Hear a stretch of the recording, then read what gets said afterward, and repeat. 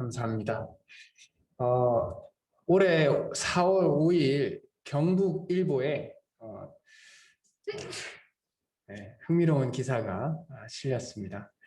그 기사의 내용을 보니 혹시 예천 군에 좀 친숙한지 모르겠지만 경북 지역에 있는 예천이라는 그 예천군 지보면 대중리 마을에 대한 이야기입니다. 이 마을에는 독특한 무덤이 있습니다. 말무덤이다라는 무덤이 있는데요. 이 도시가 이 조그만 마을이 태계 이왕의 이제 외가가 있었던 마을이고요. 또 유일한 박사님, 유한양행의 유일한 박사님의 생가가 이 마을에 있었습니다.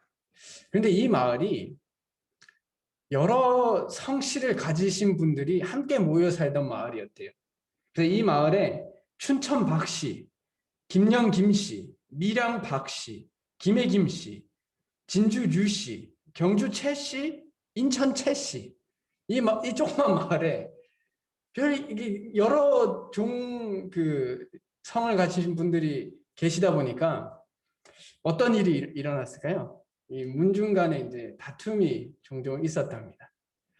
그리고 이제 지나가던 어떤 과객이 이 마을의 산세를 보면서 마치 이 산과 이 마을이 그 풍수의 모습이 개가 지저대는 형상처럼 보여서 그래서 이 마을에 다툼이 많다라고 이야기하면서 어떤 꾀를 내주셨다고 하더라고요.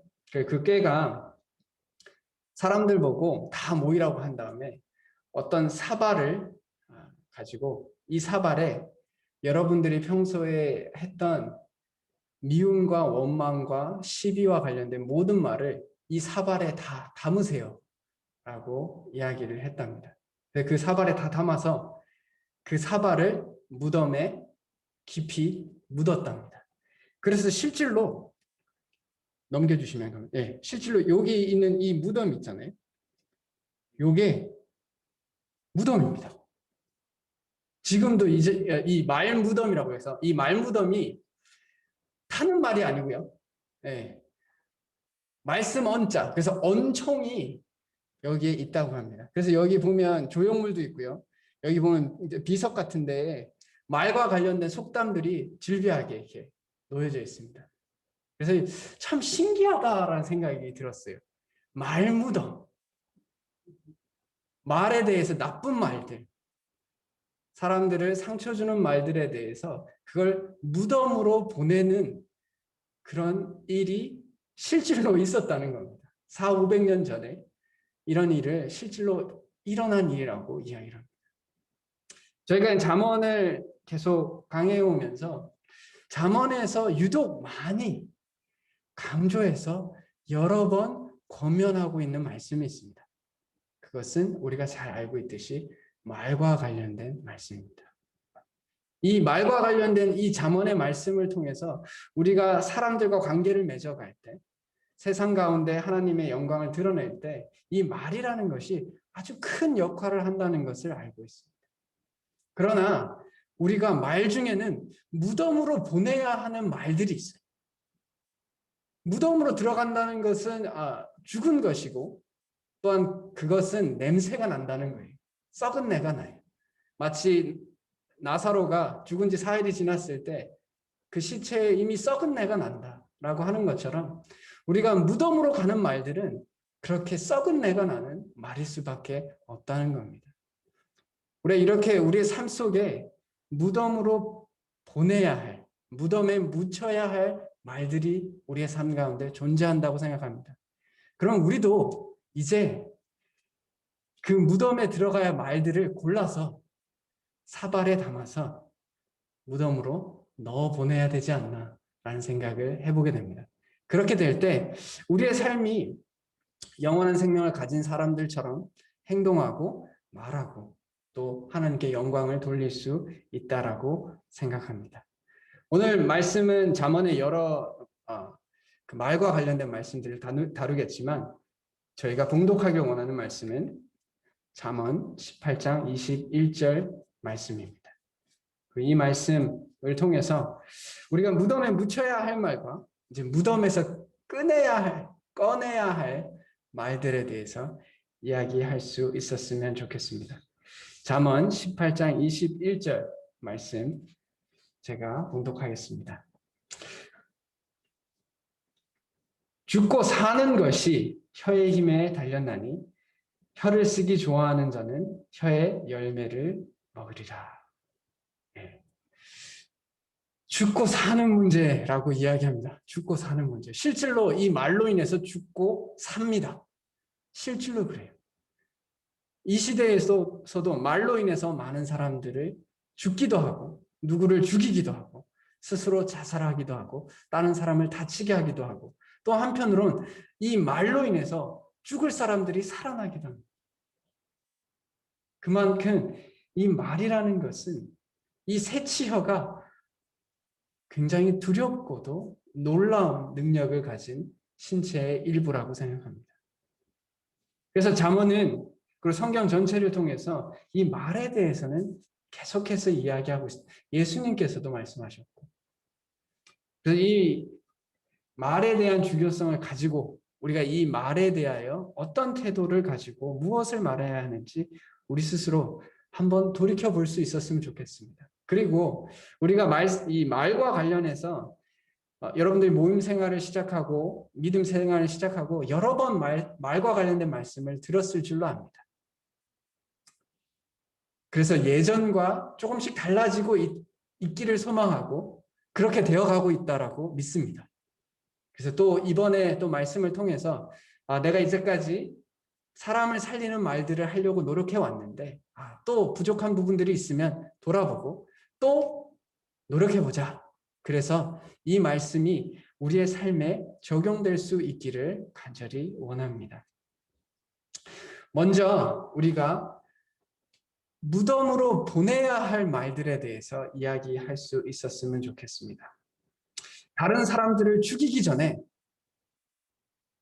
무덤으로 보내야 할 말들을 나눌 수 있기를 원합니다. 첫 번째, 잠언 19장 5절에 거짓 증인은 벌을 면하지 못할 것이요 거짓말을 하는 자도 피하지 못하리라.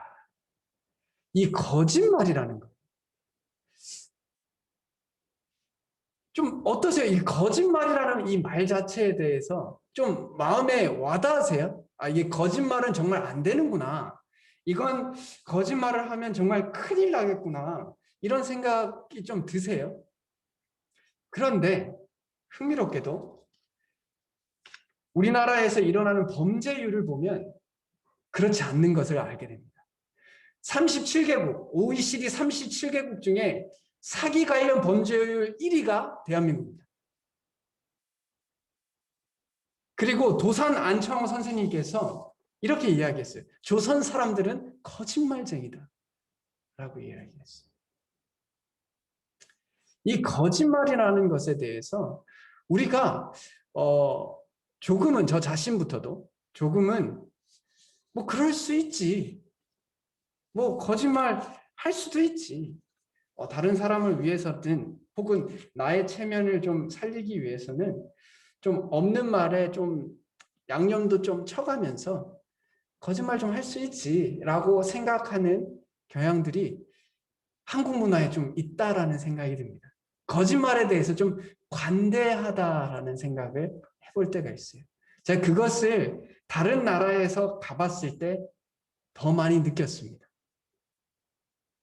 제가 과거에 한국에 있을 때 했었던 일반적인 행동들이 미국에서는 그게 용납이 되지 않는다라는 것을 발견되었어요. 그래서 깨달았어요. 이런 게 거짓말에 대한 생각이구나 라는 것을 좀 더 깊이 깨닫게 되었습니다. 그러면서 이 거짓말의 폐해, 거짓말이 어떻게 다른 사람들을 다치게 하고 내 자신을 다치게 하는지에 대해서 생각해 보았습니다. 일단 거짓말을 하게 되면 내 자신이 성장하지 않아도 돼요. 내 자신이 좀 더 바른 길을 가지 않아도 남들에게 좋게 보여질 수 있습니다. 우리가 시험에서 부정행위를 하는 것, 거짓을 행하는 것, 이 모든 것도 노력하지 않지만 좋은 결과를 낼 수 있는 어떤 방법을 찾는 거예요. 그래서 거짓말은 사람을 기본적으로 도태되게 만듭니다. 성장하지 못하게 만들어요. 내 자신이 거짓에 의지하게 되면 한 걸음 한 걸음 성장하기보다 좀 더 쉬운 길. 요때 요렇게 피하면 되지. 누가 물어보면 거짓말하면 되지. 그렇게 나태해지고 도태해지는 것을 발견하게 됩니다. 위기를 모면하기 위해서 거짓말로 때문에. 그렇게 되면 결국 신뢰를 잃게 됩니다. 우리가 점점 신뢰 중심의 사회가 되어간다라고 얘기합니다. 신용점수라는 개념이 있죠. 이미 이 사회에 많이 여러 경제적인 활동에 깔려 있습니다. 그 내용들을 보면 이 사회가 이제 신용이라는 것을 자산으로 여기겠다라고 하는 시대를 살아가고 있습니다. 우리가 누군가에게 신용을 얻는다는 것은 어떻게 보면 재산을 얻는 것과 같습니다. 거짓말을 하게 되면 어쩔 수 없이 그 사람에 대해 말에 대해서 고민하게 돼요. 누군가가 나에게 거짓말을 한 것을 여러 번 보게 되면 저분이 지금 하시는 이 말이 정말 사실인가? 그러면 온전히 신뢰할 수 있는 관계가 생기지 않습니다. 그것이 우리를 무덤으로 끌고 간다고 생각해요. 우리가 점점 힘들어지는 것을 발견하게 됩니다. 가볍게 생각하지 않으셨으면 좋겠어요. 이 거짓말을 통해서 분명히 사단이 틈탈 수 있는 길들이 있다라고 생각합니다. 사실 사단 자체가 거짓의 아비입니다. 그래서 우리가 거짓을 말할 때마다 사단은 우리를 자신의 도구로 사용할 경우의 수들을 늘려갑니다. 성도님들, 우리가 거짓말을 할 때 어떤 마음이 있는지를 한번 돌이켜 보십시오. 결국 지금 내가 처해져 있는 상황보다 좀 더 나은 상황을 그냥 거짓으로 말하는 거예요. 남에게 업신여김을 받지 않으려고 하니까, 초라한 모습이 되지 않으려고 하니까 또 거짓말을 하는 거예요.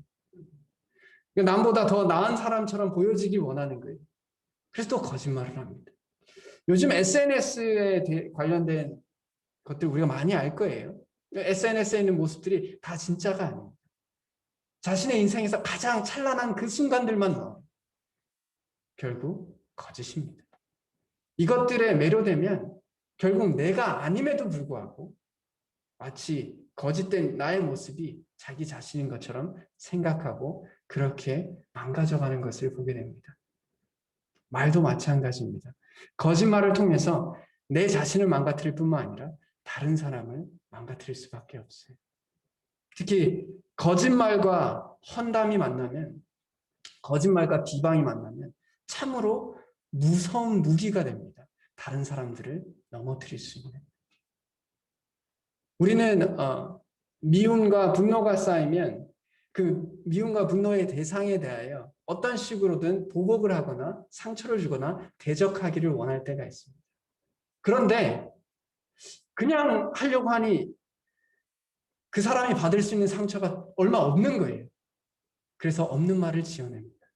실제로 그렇게 해서 뭐 정치계나 아니면 연예인계나 아니면 사람들과의 관계에서 그냥 다른 사람 사실이 아닌 것을 가지고 비방하여 상처를 주는 것을 우리는 보게 됩니다. 그런 말들이 아마 칼로 찌름같, 네, 넘겨주시면 좋겠습니다. 네, 칼로 찌름같이 함부로 말하는 자가 하는 행동일 것입니다. 칼에 찔려보신 적 없으시죠? 뭐 저도 찔린 적은 없습니다. 하지만 칼에 베어본 적은 있어요. 칼에 베이다 보면 혹은 칼에 찔리다 보면 우리가 상처가 나지만 또 상처를 치료하면 또 낫는 걸 보게 됩니다. 그러나 흉터가 남아요. 말도 마찬가지입니다. 우리가 이렇게 상대방을 아프게 하려고 하는 이런 말들을 하게 되면 그 말을 뱉고 나면 이 말을 뱉기 전으로 돌아갈 수 없어요. 기억에서 없어지진 않습니다. 우리가 자상을 입으면 그 흔적이 남는 것처럼 우리가 누군가에게 상처를 주게 되면 그 말로 상처를 주게 되면 그 상처가 남아있어요. 물론 또 선한 말들과 다른 사람들이 했던 좋은 말들을 통해서 그런 상처들이 잊혀져 가기도 하고 묻혀져 가기도 하지만 그런 상처들을 통해서 다른 사람들과의 관계가 깨집니다. 그리고 자신의 품성이 결국 깨어져 가는 것을 보게 됩니다.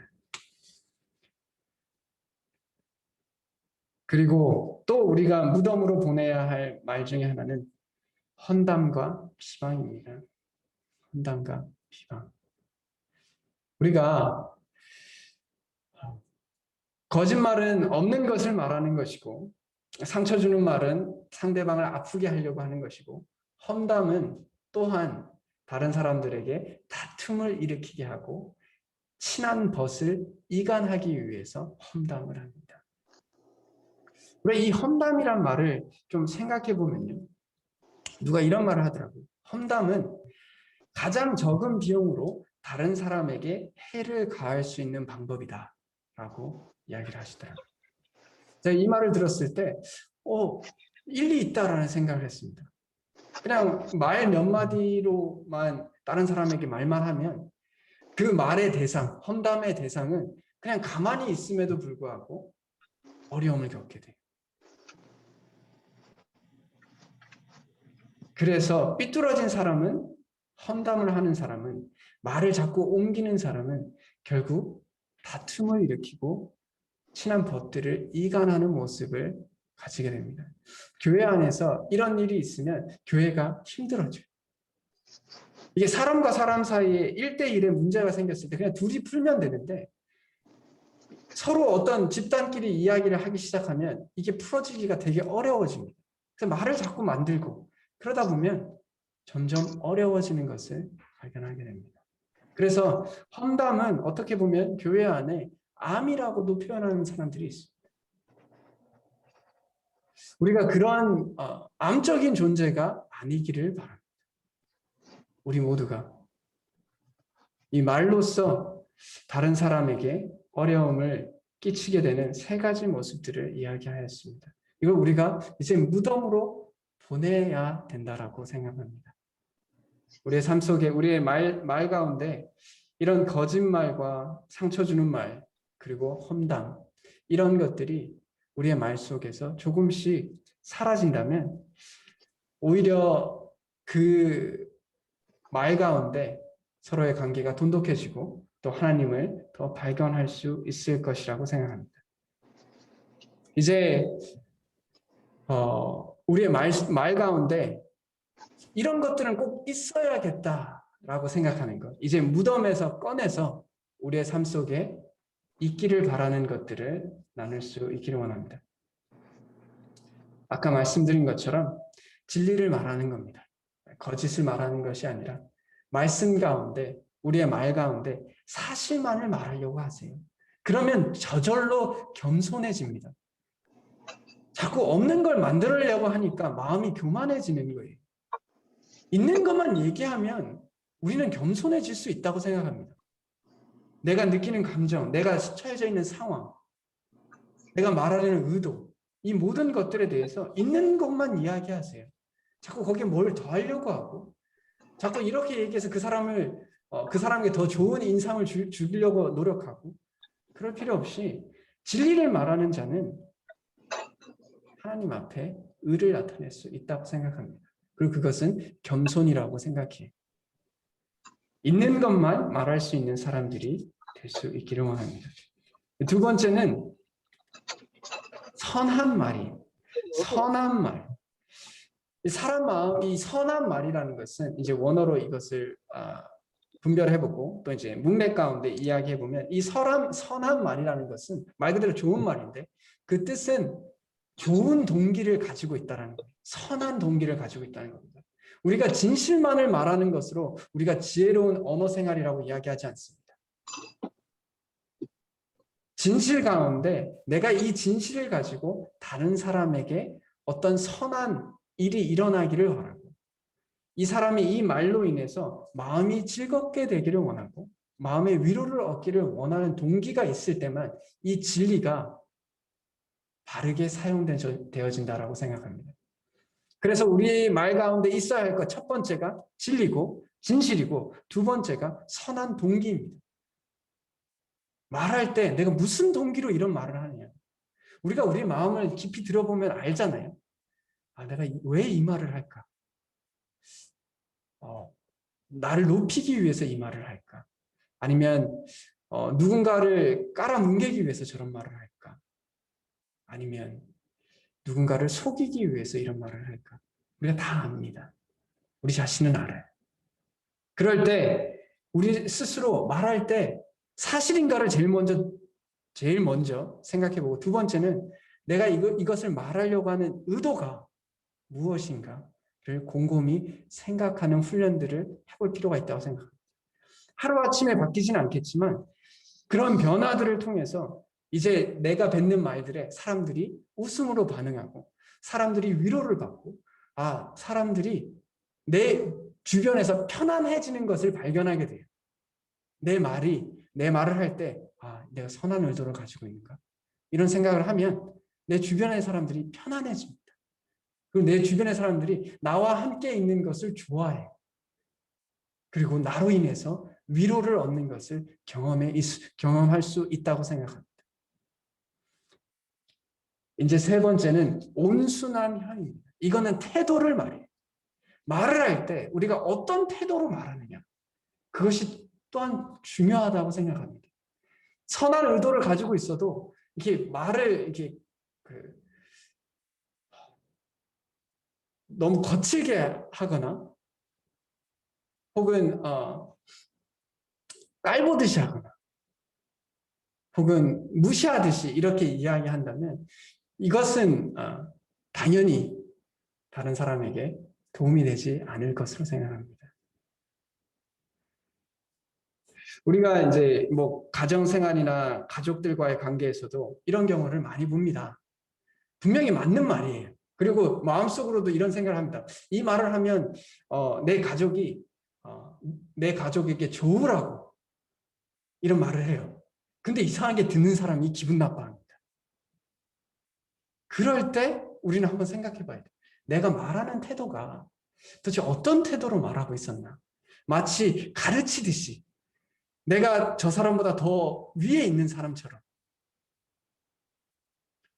그렇게 이야기하고 있는 것은 아닌지, 이 사람에 대한 감정을 공감하지 못하고 그냥 지적하기 위해서 말하고 있는 것은 아닌지 생각해 볼 필요가 있습니다.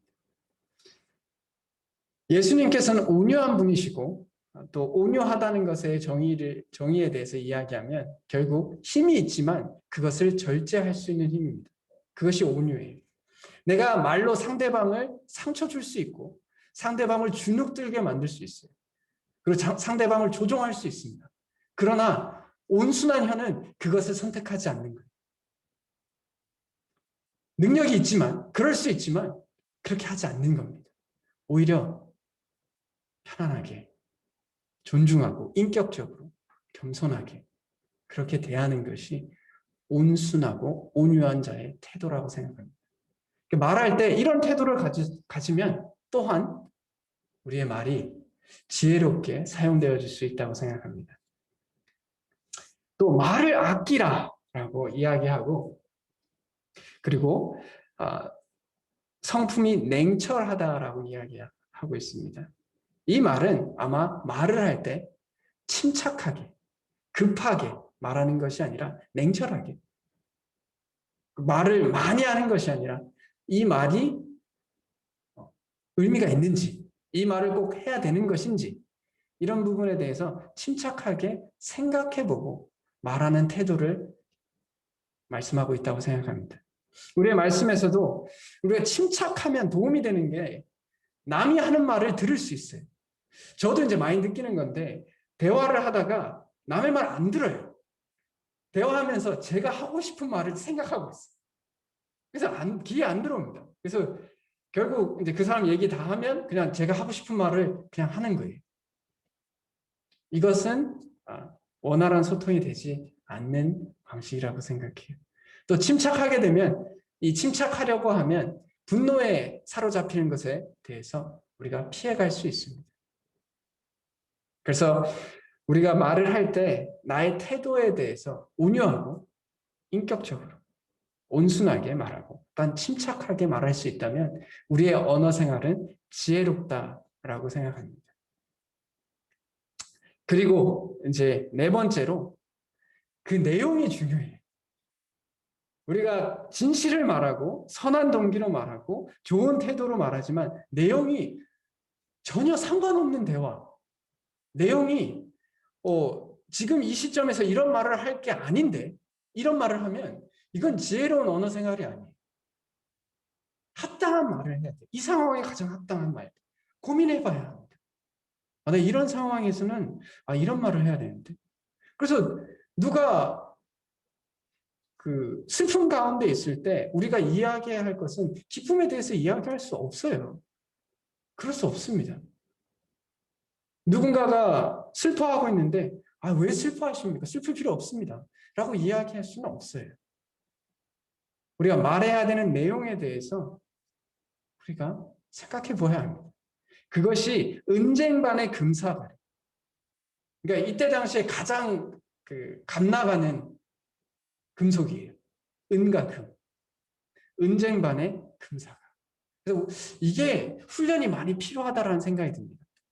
적절한 상황에 이 합당한 말들을 하는 훈련을 하는 것은 참 훈련이 필요하다고 생각해요.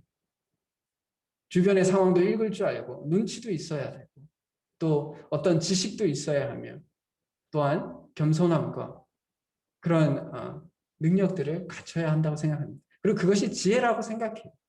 그래 그것을 하나님의 말씀을 통해서도 얻을 수 있고 세상의 방식으로 세상의 지식으로도 배울 수 있다고 생각합니다. 그러나 중요한 것은 경우에 합당한 말을 하는 것에 대해서 중요한 가치를 두고 있느냐입니다. 내가 하고 싶은 말만 하는 것이 말이 아니에요. 그냥 내가 하고 싶은 말만 할 거면 우리는 사실 아무 노력도 하지 않아도 됩니다. 그냥 내 할 말만 하면 돼요. 그러나 정말 지혜로운 말이 되기 위해서는 합당한 말을 하기 위한 훈련들이 필요하고 연습들이 필요하다라고 생각합니다. 그리고 그런 능력들이 우리가 성장해 갈 때 그것을 통해서 다른 사람들에게 선한 영향력을 미칠 수 있다고 생각합니다. 저 역시도 이 부분에 대해서 되게 진지하게 생각해 볼 필요가 있다고 생각해요. 저 자신도요. 합당한 말을 할 수 있다는 것은 놀라운 능력이라고 생각합니다. 우리 모두가 이런 훈련들이 되어져 갈 수 있었으면 좋겠습니다. 그래서 결국 선한 말, 다른 이들을 세워주고 다른 사람들을 살리는 이 말은 꿀송이 같아서 마음에 달고 뼈에 양양이 된대요. 이 말은 나의 마음과 몸에 도움이 된다라는 겁니다.